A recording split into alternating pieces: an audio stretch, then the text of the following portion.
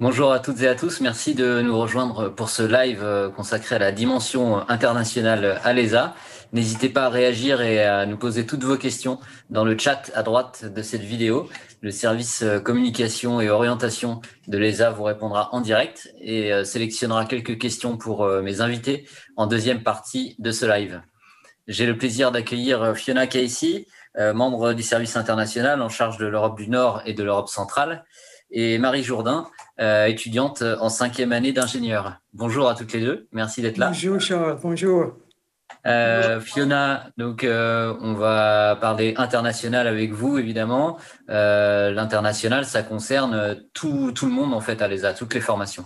Tout à fait Charles, tout à fait. Ça fait bonjour tout le monde déjà. Et ça fait plus de 30 ans ici, en fait, on s'occupe beaucoup de l'international. C'est un axe stratégique bien très important pour nous, très affiché chez nous. Et ça fait depuis ces 30 ans, comme je vous dis, qu'on a 3 objectifs principaux avec notre stratégie internationale. Déjà, on a un objectif, un espoir de former tous nos jeunes dans leur identité européenne, à les offrir cette possibilité d'être ouverts et de découvrir le monde.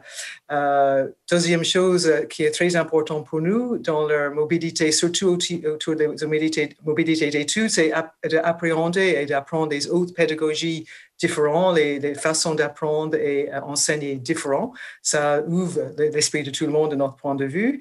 Troisième point très important pour nos jeunes, évidemment, c'est leurs expériences internationales chez nous va accroître leur employabilité. C'est quand même un point à souligner. Et la quatrième dimension, qui concerne plutôt nos partenaires entreprises, on a beaucoup de partenaires entreprises qu'on accompagne aussi dans leur développement à l'international. Et comme vous avez dit, Charles, l'international concerne tous les publics ici à ESA. Si vous faites n'importe quelle formation à qui est inscrit votre enfant, BTS, licence pro, agricade ou ingénieur, il y a une expérience internationale offerte à tout le monde, soit par les stages, soit par les mobilités d'études. Donc, si vous voulez plus de détails, Charles, je peux aller un peu plus dans les détails si vous trouvez que c'est intéressant. Oui, et surtout l'anglais. Alors il y a l'anglais évidemment, et puis Oui, en oui, oui, oui. ingénieur, en programme ingénieur, il y a 2 langues obligatoires. Tout à fait, Et oui. puis voilà, dès qu'on peut, c'est partir en stage ou voir des semestres entiers Tout à fait, à tout à l'étranger. fait. Oui, exact. Donc, en fait, nos jours de 2021 en France, de toute façon, dès qu'un jeune entre dans le marché d'emploi en cherchant un aspect international de leur nouveau job, de leur poste, il y a anglais aujourd'hui, c'est presque considéré comme une norme. Tout le monde est censé de parler anglais. Même en quittant le lycée, on est censé d'avoir un bon niveau d'anglais. Donc, pour nous, anglais, c'est quelque chose qu'on va bien sûr travailler beaucoup avec l'anglais de nos étudiants, par les stages, par les expériences internationales, par les cours d'anglais offerts à l'école. Mais dans le programme ingénieur surtout, on vise vraiment une deuxième langue obligatoire pour nos diplômés aussi, avec cette idée, encore une fois, à part ouvrir l'esprit vers le monde, c'est cette notion d'employabilité qui est quand même très importante. Oui, tout à fait. On a une politique sur les langues très dynamique, avec le vrai privilège pour nos étudiants. C'est dommage que personne ne peut visiter nos campus aujourd'hui parce que vous aurez visité notre atelier des langues qui est ouvert, je crois qu'on ouvre, c'est la 3e année, peut-être la 4e. De toute façon, c'est très nouveau sur notre campus et c'est un outil pédagogique très, très innovatif où on met en place une pédagogie très dynamique pour nos étudiants, où ils prennent en main leur apprentissage de langue qui est applaudi, plébiscité par nos équipes pédagogiques et les étudiants. Donc, on est très bien équipés aussi dans notre politique sur les langues. On a Marie avec nous. Marie, alors toi, tu as visité pas mal de pays au cours de ton cursus. Est-ce que tu peux nous parler un petit peu de tes différentes expériences dans tes différentes années? Oui, alors déjà, bonjour à tous. J'ai choisi l'ESA justement parce que j'avais la possibilité de faire tous ces stages et d'avoir toutes ces expériences à l'étranger. Donc en 2e année, je suis partie pour mon premier stage qu'on appelle PMP, donc première mission professionnelle. Je suis allée au Panama. Je voulais partir dans un pays le plus loin possible et apprendre plus l'espagnol que l'anglais. En 4e année, j'ai fait mon séjour d'études à l'étranger. Je l'ai fait en Hongrie, donc j'étais à Budapest, donc l'Erasmus. Et en 5e année, après la 5e année, donc j'ai fait un double diplôme en Argentine. Bon, c'était normalement jusqu'à aujourd'hui, mais avec la Covid, je suis rentrée un peu plus tôt que prévu. Mais en tout cas, j'avais la possibilité de faire ce double diplôme en Argentine. Et en mars, je pars faire mon mémoire de fin d'études aux Pays-Bas. Donc voilà, j'ai fait le maximum, je pense. Oui, tu as profité au maximum des opportunités et puis des cultures très différentes aussi. C'est ça. Oui, c'était le but, vraiment d'essayer de voir un maximum de manières de faire, d'enseigner, de m'imprégner de diverses cultures et d'autres visions que françaises. Entre le Panama, par exemple, et la Hongrie, comment tu as vécu ça, cette différence Alors, déjà la langue. Oui. Donc au Panama, espagnol. En Hongrie, moi je parle pas hongrois, mais l'anglais, du coup, m'a énormément servi. Tous nos cours étaient en anglais. Oui, entre l'Amérique latine et l'Europe centrale, il y a un monde. Mais j'ai trouvé ça très, très enrichissant de voir ces différentes cultures, en fait. En Hongrie, je crois que tu étais en colocation avec des étudiants d'autres nationalités, c'est ça? Oui, c'est ça. J'ai eu la possibilité, en recherchant sur des groupes Facebook d'Erasmus, je me suis retrouvée avec, donc on était 4, il y avait une Allemande, un Italien et une Italienne. Et ça a rajouté un aspect encore plus intéressant à l'expérience et on est toujours en contact, donc c'était vraiment super. Ce que je trouve intéressant dans le parcours de Marie-Charles, c'est qu'elle, en fait, son expérience résume tous les axes de mobilité qu'on a à cette école pour offrir à nos étudiants les stages, les séjours d'études, le double diplôme. Donc, bien joué à vous. Félicitations, Marie, d'avoir l'initiative de profiter de toutes ces possibilités offertes par cette école. Je vous félicite. C'est génial. Et en plus, vous allez aux Pays-Bas pour votre stage de mémoire fin d'études, oui, c'est ça. Voilà, encore un autre stage pour terminer. Exactement. Génial. Fiona, pour partir, il y a des bourses aussi. Tout à fait. C'est un point très important à souligner. Merci, Charles. Effectivement, le message que je donnerai aux parents et aux jeunes qui nous regardent, c'est que oui, il y a beaucoup d'opportunités offertes à ESA, mais on vous aide aussi. On a une équipe de 12 personnes qui travaillent dans le service de relations internationales, pas à 100%, mais il y a 12 personnes impliquées dans la mise en place de nos axes de mobilité, comme je vous avais dit, les stages, les séjours d'études. Et il y a, on gère une enveloppe de bourse pour aider cette mobilité autour de 300 000 € par an. Donc, en fait, c'est quelque chose dont on est un peu fier à ESA, c'est que on est l'école qui gère l'enveloppe la plus large en bourse en France pour la mobilité des jeunes. Donc là, le résultat, c'est qu'on a 128 partenaires séjours d'études ouverts pour les possibilités de faire les séjours d'études. Quasiment tous nos étudiants ingénieurs en 4e année partent en séjour d'études. Il y a la grande majorité fait une mobilité à ce moment-là. Il y a aussi les mobilités académiques dans ces mêmes partenariats dans la licence européenne. Excusez-moi, c'est... Engineer degree, c'est ça? Exact, European Engineering Degree. Merci, Charles. Donc, les étudiants partent aussi dans notre partenaire aux Pays-Bas, notre bachelor qui est en train d'être construit, c'est nouveau offre chez nous, aussi offre la même possibilité de faire un séjour. Donc, même un jeune en Bac plus 3 peut faire une expérience académique dans un de nos partenaires là. Donc, au niveau stage, il y a 420 stages à l'étranger, à l'international tous les ans. Même chose, aider avec les bourses de mobilité qu'on collecte et qu'on gère ici à ESA. Donc, le message que je veux faire passer vraiment, c'est que, comme on a dit tout à l'heure, l'international ESA, c'est une affaire pour tout le monde.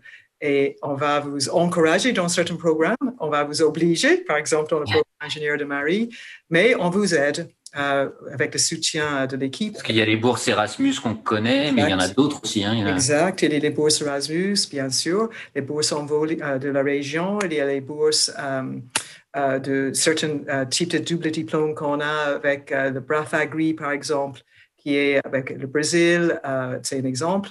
Donc, il y a les bourses autour des doubles diplômes spécifiques aussi. Donc, il y a plusieurs types de bourses qu'on exporte, entre guillemets, pour le bénéfice de nos étudiants. Toi, Marie, tu as bénéficié de bourses justement pour pouvoir partir? Oui, j'ai eu la chance d'avoir une bourse pour mon premier stage que j'ai fait au Panama. Ensuite, pour mon séjour d'études, j'ai eu la bourse Erasmus. J'ai oublié son nom, mais c'était Erasmus, la bourse Erasmus, et une de la région Pays de Loire, qui était la bourse qui s'appelait Envoléo. Je ne sais pas si elle a encore le même. C'est ça, oui, tout à fait, c'est ça. Et qu'est-ce que tu retiens de tes différentes expériences, que ce soit au niveau pédagogique, culturel? Ce que je retiens, c'est déjà la possibilité de pratiquer et d'apprendre les langues, parce que je pense qu'il n'y a pas de meilleure manière d'apprendre des langues étrangères qu'en immersion totale dans un pays. Et d'un point de vue pédagogique, des manières complètement pas opposées, mais si très très différentes d'enseigner, que ce soit en Hongrie ou en Argentine, avec peut-être des rapports différents entre les élèves, avec les professeurs. Voilà, c'était des manières vraiment différentes, donc je trouvais ça très enrichissant. Tu imagines après travailler à l'étranger? Pourquoi pas, oui. Pour l'instant, rien n'est fixé, mais effectivement, je me vois très facilement aller travailler à l'étranger. Je pense que ça m'intéresserait au moyen terme, pourquoi pas, oui. On prend confiance en soi aussi, hein, Fiona, en partant à l'étranger. On sort de sa zone de confort en quelque sorte, et on apprend beaucoup sur soi, sur les autres, mais aussi sur soi. C'est une aventure professionnelle, personnelle. Pour certaines personnes, c'est un moment qui peut... nous avons les étudiants qui...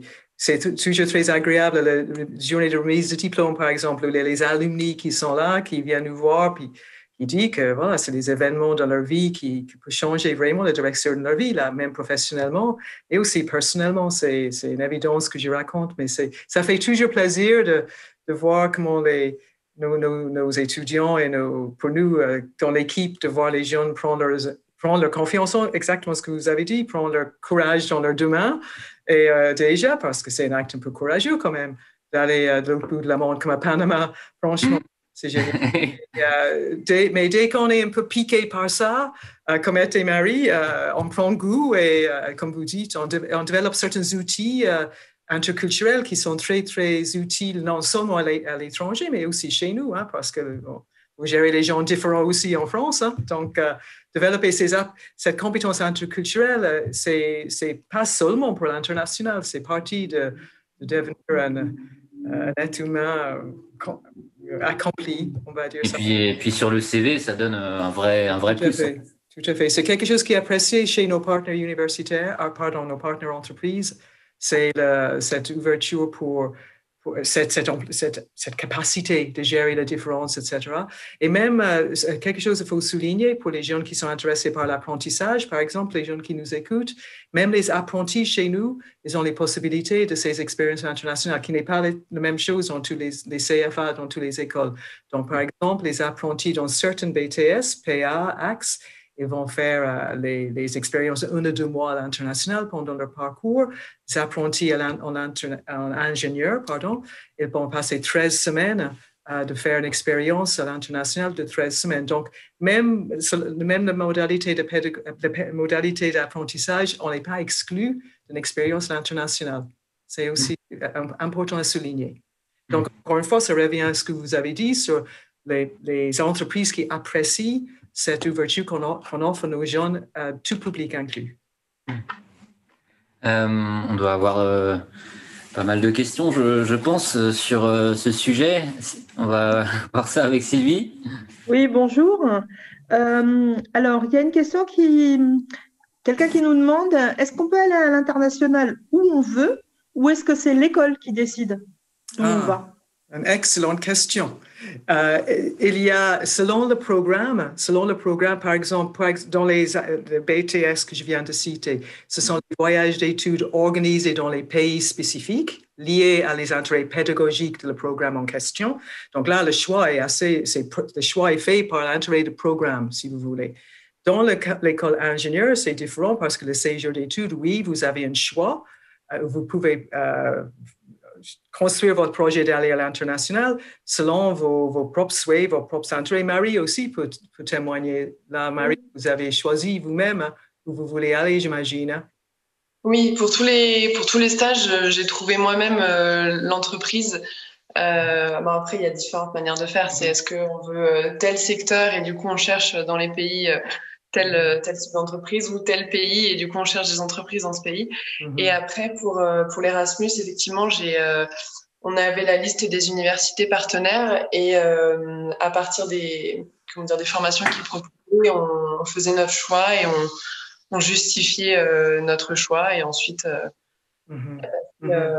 oui, c'est vrai qu'il y a plus de liberté de choix individuel sur le stage, ça c'est vrai. On a quelqu'un qui est dédié à aider les gens à construire un projet stage. Et effectivement, si vous avez une envie d'aller dans tel ou tel pays, oui, ça c'est un peu plus ouvert. Le choix est beaucoup plus libre, effectivement. Donc, l'école, elle accepte, par exemple, le projet de quelqu'un qui est plus centré par rapport à un pays que par rapport à une mission professionnelle? Ou il faut qu'il y ait, même chose, selon le programme concerné, il y a un cahier de charges par rapport à les missions. Donc, il faut marier les deux. Les stages sont aussi dans un aspect pédagogique très fort.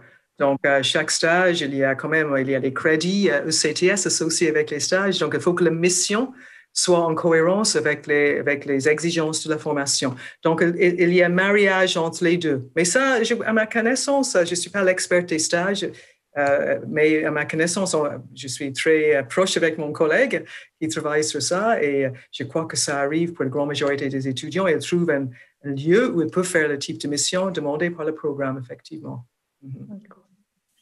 Donc, on a vu qu'on peut faire une langue, on peut démarrer une nouvelle langue en arrivant à l'ESA.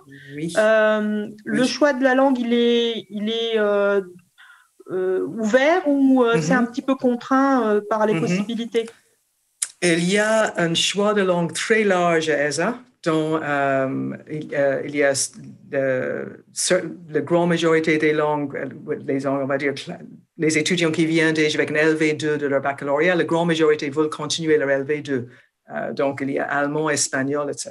Ça, c'est ou italien, ou portugais, ou chinois, arabe. Les LV2 sont très larges aussi.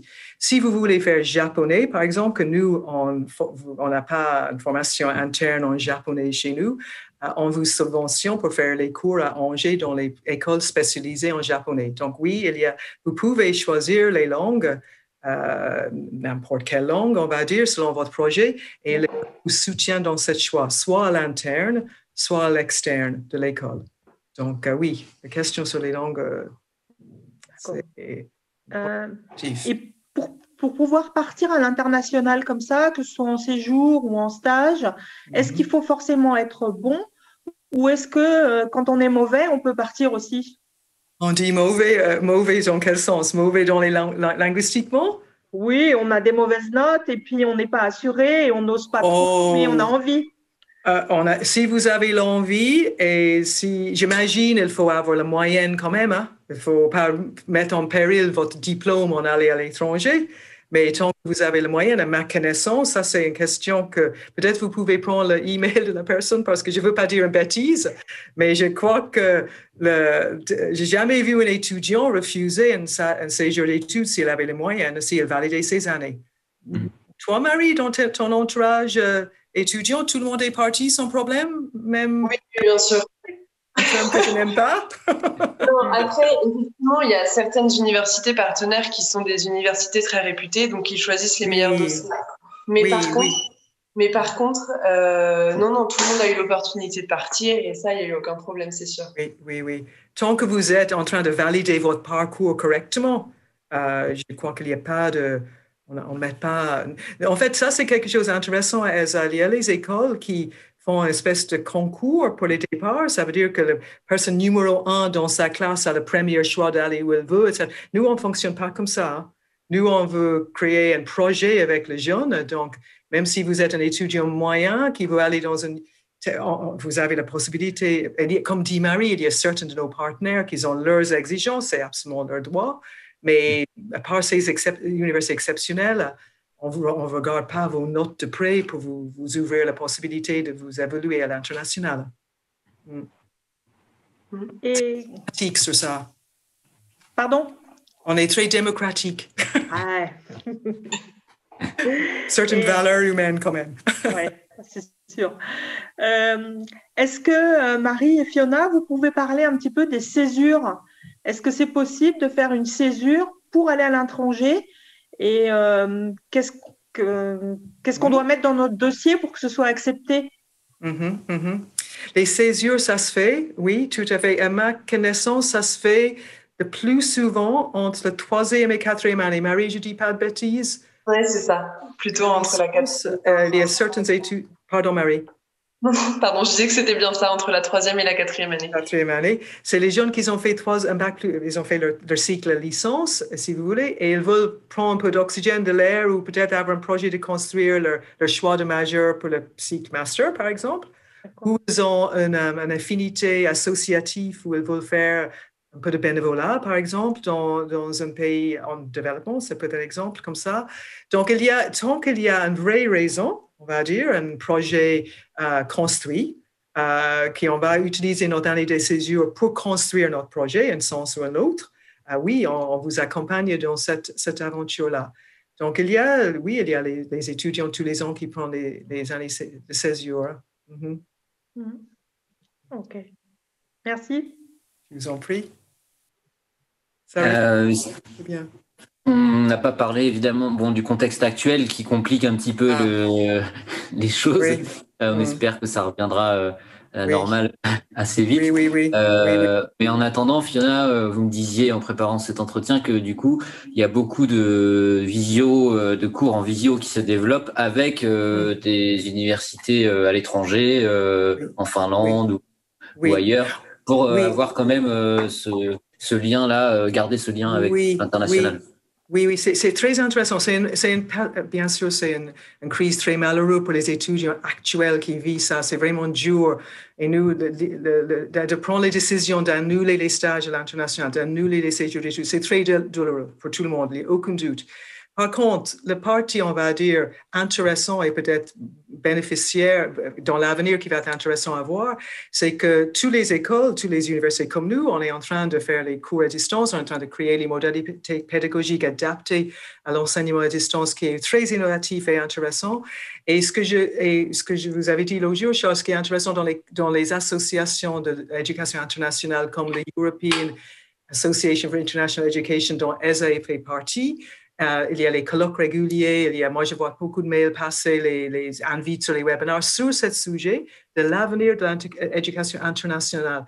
Donc, je pense que cette aventure malheureuse qu'on vit maintenant, il y a une possibilité dans 2, 3, 4 ans de voir beaucoup plus de coopération virtuelle entre nous à ESA et nos partenaires universitaires au niveau pédagogique. Ce qu'on a dit dans notre terminologie à nous, c'est internationalization at home, internationalisation chez soi. C'est qu'avec les outils en ligne qu'on développe actuellement, nos aisances avec les webinaires, regarde ce qu'on fait aujourd'hui avec le Zoom, on est tous habitués à ça, qu'on peut imaginer dans quelques années créer les modules à ESA et à Uppsala en Suède, ou au Panama ou à Marie, où on peut partager des cours ensemble pour le public suédois, panaménien et angevin sur le même cours, le même module. C'est pas du tout exclu, c'est un sujet que tous les experts d'internationalisation de l'enseignement supérieur sont en train de regarder ça de près.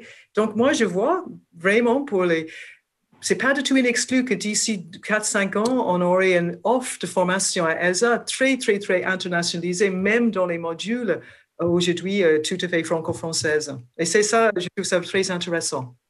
Évidemment, ça ne remplacera pas les expériences à l'étranger. Non, soyons très clairs. En complément voilà. Tout à fait, soyons très clairs. Rappelez-nous nos objectifs, former les jeunes Européens ouverts vers le monde, améliorer leur employabilité, etc., les faire confronter à la pédagogie différente. Donc là, on ne peut pas passer des séjours, de des expériences en vrai, en live. Regarde l'impact sur la vie de Marie, par exemple. Donc ça, c'est quelque chose, on ne peut pas s'en passer, ça va être génial. Mais dans notre offre ici à ESA, il y a peut-être la possibilité d'internationaliser notre offre à la maison. Et ça, je trouve ça très stimulant comme possibilité. Et Marie, est-ce que vous pouvez nous dire comment ça va se passer pour vous, votre double diplôme là, avec l'Argentine? Comment vous allez finir ça?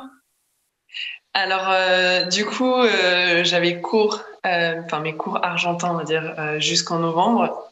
Donc, j'ai tout fait en visio avec le décalage horaire. Bon, j'ai de la chance avec l'Argentine, on a eu 5 heures au maximum, sinon 4 heures. Et donc, suite à ce double diplôme, je fais mon mémoire de fin d'études, donc mon stage de 6 mois aux Pays-Bas, que je vais soutenir avec la rédaction de mon mémoire, et je vais le soutenir en français. Et la même chose en espagnol. Donc, rédaction du mémoire en espagnol et soutenance en espagnol aussi. D'accord. Elle est courageuse, hein? Ouais. Donc, ça va bien se finir. Oui. Vous allez pouvoir mener ça à bout. Bon courage alors, Marie. Merci. On arrive à la fin de ce live. Évidemment, si vous voulez en savoir plus sur la vie internationale à l'ESA, je vous invite à créer votre compte sur l'application MyStory, si c'est pas déjà fait. Merci Fiona, merci Marie, merci Sylvie pour votre participation. Et on vous propose 2 témoignages de Titouan qui raconte son Erasmus en Suède et de Jean qui a découvert la culture du thé au Japon. Génial. Merci beaucoup. Merci. Titouan, je suis étudiant en 5e année à l'ESA, en DA Réal PV, donc agroécologie et production végétale. Je suis parti en Erasmus à l'Université des sciences agricoles de Suède, à Uppsala. Un séjour d'études, ça a pour bénéfice de nous faire voir une nouvelle culture, d'autres pays. On peut visiter, on rencontre de nouvelles personnes, on se crée un réseau à l'international. C'est aussi pour ça que je voulais partir, pour avoir des cours différents, pour améliorer mon anglais, mais aussi pour rencontrer des personnes différentes. Cet Erasmus en Suède, ça m'a permis de voyager. On est parti dans plein de pays différents, on n'a pas arrêté de bouger. Et ça, c'était vraiment ce que je recherchais en partant comme ça à l'étranger. J'étais en colocation avec 11 personnes, donc ça c'était des moments assez sympas. C'est pas toujours facile de s'intégrer quand il y a une diversité de cultures et de langues assez importante. Il y a des gens qui viennent de tous les continents, donc c'était pas toujours simple, mais au final je me suis fait pas mal d'amis, on a fait des super moments et je regrette pas du tout cette expérience. Oui, complètement. C'est vraiment ce que je recherchais en venant à l'ESA. C'est pour ça que j'ai choisi cette école. Je voulais partir tous les ans à l'étranger. Pour l'instant, hors conditions exceptionnelles, j'ai réussi à le faire. Et c'est vraiment ce que je recherchais en venant d'ici. J'avais demandé à partir en Espagne. C'est l'ESA qui m'a envoyé en Suède. Je regrette pas du tout, hein. Mais j'avoue que j'aimerais bien découvrir peut-être une autre culture, un truc complètement différent. J'envisage de partir en Afrique après l'ESA, travailler quelques années.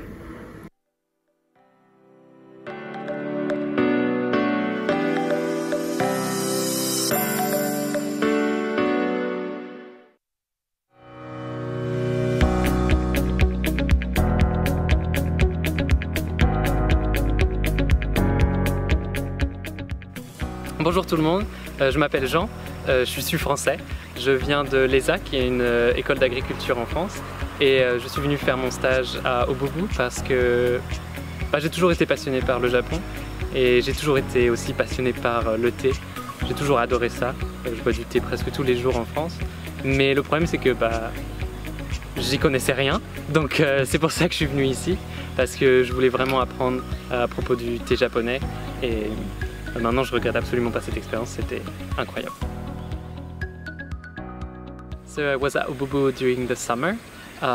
This is a really hot season, but you have farming at the very beginning of the period, and then you go on a little bit more about inside and Tito's work. So you're able to see every work we can do at Obubu, and this pause in August, because it's really hot, allows you to fulfill really nice projects. My expectations before coming to Obubu was that I would learn a lot, but I didn't really know what I would learn, and I think my expectations were even more fulfilled. I learned even more than I thought I would. I've learned how to live with people, work with people. Also, I've learned a bit more about hard work. I've learned a lot about teamwork. And also I've learned a lot about Japanese culture, tea culture, and I think a bunch of things I could not even list. My goals before coming to Obubu was to learn a lot about myself, to learn a lot about work, to gain hands-on experience, and also actually just to have a really amazing experience in the country of my choice, the country I really like. Did I reach these goals? Yes, and even further. So I know that now I'll be able to come back home with an amazing experience in mind, and I learned a lot, I grew a lot through this. If I had to describe the internship in 3 words, I would say magic, unreal, and amazing experience. After leaving Obubu, I plan to go back to school and to share Japanese tea culture around the world and in my city. I definitely plan to go back to Japan because I really like this country, and I want to study there as well. I think what I would miss the most about Obubu is the whole family and the people, because it's such great people and you learn so much alongside with them. They teach you a lot, and the only thing you want to do is to give them back. And yeah, I think that I will miss them, but we never really leave people forever. So I'm sure we will cross again.